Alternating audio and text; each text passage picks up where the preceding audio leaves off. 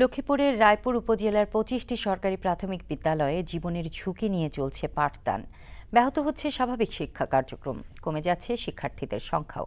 দীর্ঘদিন এই অবস্থা চললেও শিক্ষা কর্মকর্তারা বলছেন ঝুঁকিপূর্ণ বিদ্যালয়ের তালিকা ঊর্ধ্বতন কর্তৃপক্ষের কাছে পাঠানো হয়েছে। লক্ষ্মীপুর প্রতিনিধি আবুল কালাম আজাদের পাঠানো রিপোর্টে দেখুন বিস্তারিত। মাথার উপর মরণ ফাঁদ, দীর্ঘদিন ধরে এরই মাঝে চলছে পাঠদান। কিন্তু এরপরও শিক্ষার অদম্য আকর্ষণ, সোনালী ভবিষ্যতের স্বপ্ন কোমলমতি শিক্ষার্থীদের স্কুলে টেনে আনে। আবার অনেকে ভয়ে স্কুলে আসা ছেড়ে দিয়েছে। দেয়ালে পাটল, ছাদ পাটল, ভিম পাটল, আমাদের দরজা জানলা সব ভাঙা।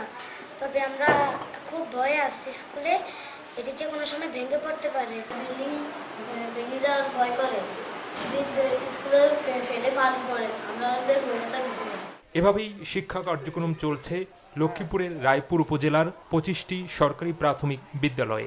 বিদ্যালয়ের এই অবকাঠামো খারাপ হওয়ার কারণে আমার বিদ্যালয়ের ছাত্রছাত্রী দিন দিন কমে যাচ্ছে। আমি এই ব্যাপারে আমার ঊর্ধ্বতন কর্তৃপক্ষকে বারবার অবহিত করেছি। তবে আশ্বাসের কথা শোনালেন এই শিক্ষা কর্মকর্তা।